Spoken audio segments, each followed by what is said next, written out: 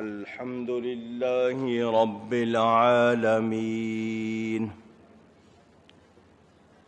والعاقبة للمتقين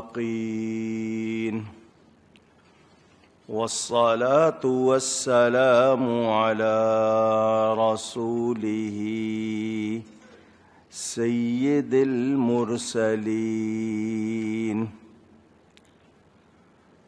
رحمة للعالمين شفيع المذنبين سيد الأولين والآخرين سيدنا ومولانا محمد رسول رب العالمين وعلى آله وصحبه أجمعين.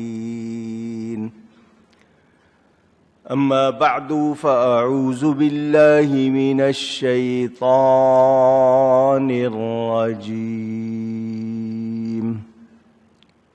بسم الله الرحمن الرحيم.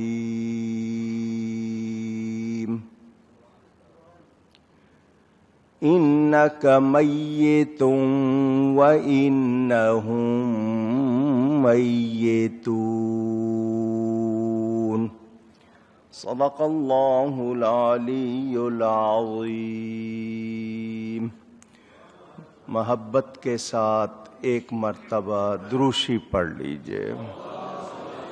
اللهم صل على سيدنا ومولانا محمد معدن الجود والكرم وآله وصحبه وبارك وسلم.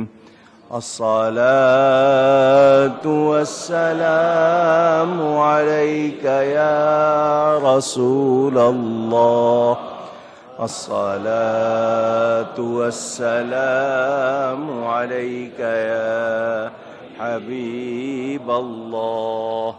الصلاة والسلام عليك يا رحمة للعالمين وعلى آلك وأصحابك يا شفيع المذنبين.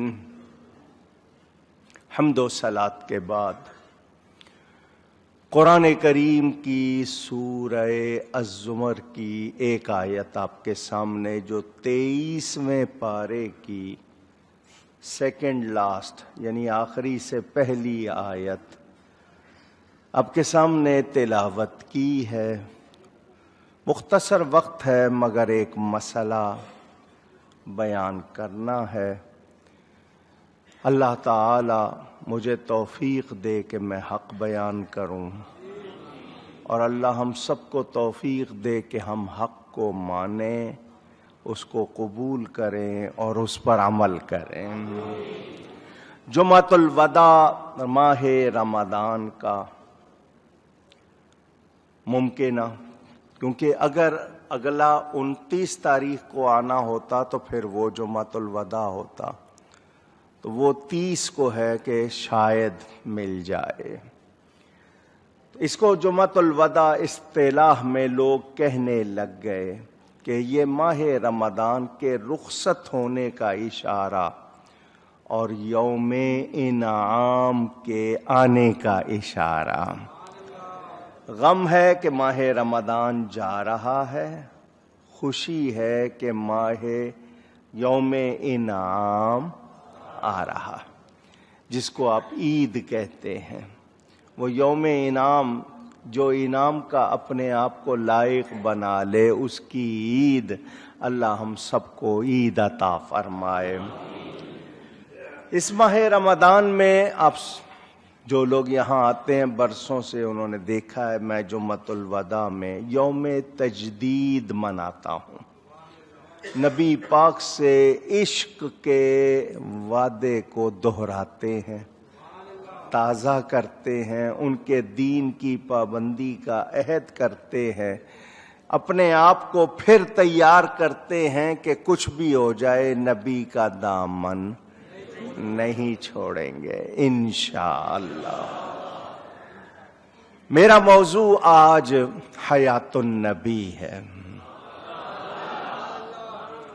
ٹیلی ویژن پر، سوشل میڈیا پر کچھ لوگوں نے بکواس کی، اس کی وجہ سے جو ٹی وی دیکھتے ہیں یا جن پڑھتے سنتے ہیں ان کو پتہ چلا ہوگا، لوگوں نے نبی کی زندگی کا انکار کیا۔ وہ جو انکار کرنے والے ہیں وہ جانے ان کا انکار جانے، وہ جانے ان کا ٹھکانہ جانے۔ میں اپنے زندہ نبی کی بات کر کے آپ کے ایمان کو مضبوط کرنا چاہتا ہوں۔ میرا نبی زندہ ہے، کوئی شبہ نہیں۔ اس حوالے سے دو تین باتیں آپ تک پہنچاؤں گا۔ پوری تقریر تو شاید نہ ہو سکے، ٹائم تھوڑا ہوتا ہے۔ کچھ باتیں مختصراً۔ وما توفیقی الا باللہ العلی العظیم۔ اللہ تعالیٰ ارشاد فرماتا ہے انک میت وانہم میتون۔ بے شک آپ نے بھی انتقال فرمانا ہے اور انہوں نے بھی مرنا ہے۔ کافروں کو بہت جلدی تھی، یہ نبی کب جائے گا؟ اس کے دین کی باتیں سن سن کے ہم تھک گئے۔ معاذ اللہ وہ نبی پاک کے دنیا سے پردہ فرمانے کے منتظر کہ یہ اگر چلے جائیں گے تو بات ساری ختم ہو جائے گی۔ رب نے یہ آیت اتاری، اے میرے حبیب بے شک آپ نے بھی جانا ہے، انہوں نے کون سا رہ لینا ہے، یہ کون سا رہ لیں گے، انہوں نے بھی مرنا ہے، انہوں نے بھی۔ اس آیت کو پڑھ کر آج کچھ لوگ کہتے ہیں دیکھو اللہ نے نبی کے لیے میت کا لفظ کہا، بیان فرمایا، تو تم کیوں کہتے ہو کہ نبی کے بارے میں یہ لفظ نہ کہا جائے؟ ان کے لیے میرے پاس جو جواب ہے وہ سنیں۔ پہلا جواب، قرآن کہتا ہے یخادعون اللہ وہو خادعہم۔ قرآن کہتا ہے وَمَكَرُوا وَمَكَرَ اللَّهُ وَاللَّهُ خَيْرُ الْمَاكِرِينَ۔ یہ صرف جھلک، تفصیل نہیں، ورنہ بہت ساری آیتیں سناتا۔ اردو والے بھی مکر کا لفظ بولتے ہیں، بڑا مکار ہے، کہتے ہو نا؟ کیا مطلب؟ مکر کا کیا مطلب لیتے ہو؟ دھوکہ، فریب۔ اللہ نے قرآن میں فرمایا ان لوگوں نے، غیر مسلم جو تھے انہوں نے بھی مکر کیا، اللہ نے بھی مکر کیا۔ تو کیا دونوں جگہ ترجمہ دھوکہ کرو گے؟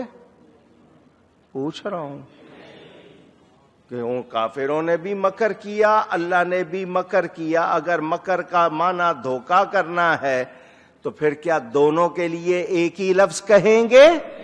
اونچی؟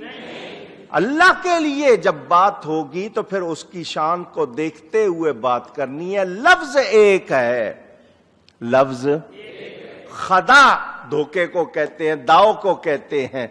یخادعون اللہ وہو خادعہم، وہاں بھی الفاظ دونوں دیکھے خدا ہی ہے، مگر جب اللہ کے لیے کہو گے تو کیا پھر وہاں وہی ترجمہ کرو گے جو دوسروں کے لیے؟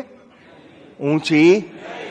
میں کتنی مرتبہ مثال دے چکا، میں اور آپ کہیں کھڑے ہوں بات کر رہے ہوں، آپ کے ساتھی کے والد صاحب دوسری طرف سے آتے نظر آئیں تو جو آپ کے پاس کھڑا ہو وہ کہے تیری ماں کا قسم آ گیا۔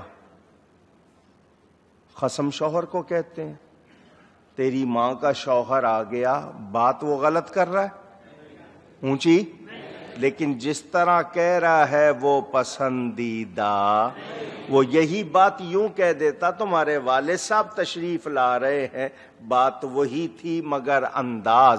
تو جو آج نبی کے ساتھ مرنے کا لفظ لگانا چاہتے ہیں اور تلے ہوئے ہیں کہ نبی کے لیے بھی مرنے کا ہی لفظ لگانا ہے، تو میں ان سے یہ کہوں گا کہ پھر تم نے ایمان کو جانا، تمہیں ایمان کی لذت پہنچی؟ ارے ایمان تو سراسر ادب کا نام ہے، اگر تم نے نبی ہی کا ادب نہیں سیکھا تو تم نے پھر ایمان کی لذت نہیں پائی۔ جو ایمان کا اثر ہے وہ تمہارے اندر نہیں، تم صرف نام کے مسلمان ہو، تمہارے اندر مسلمانی